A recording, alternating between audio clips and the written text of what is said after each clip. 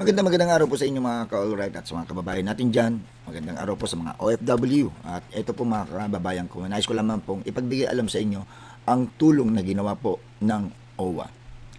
Nagpaabot po ng tulong ang OWA sa pamilya ng OFW na si Jerome Sarate de Castro na nasawi sa Cyprus at kasalukuyang iniimbestigahan ang kaso bilang posibleng murder. Dumating ang kanyang labi sa Clark International Airport noong October 29, 2025 at sinalubong ng pamilya kasama ang mga kinatawan mula sa OWA Regional Welfare Office.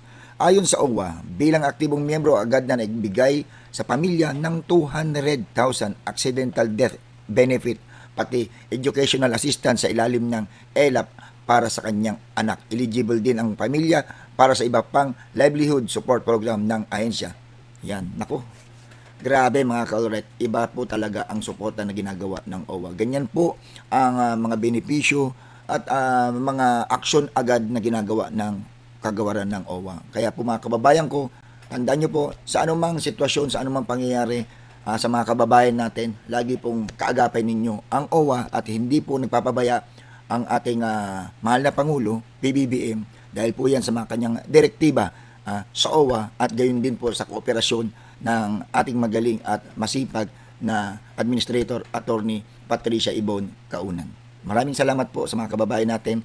Keep safe po lagi at always pray. Maraming salamat po.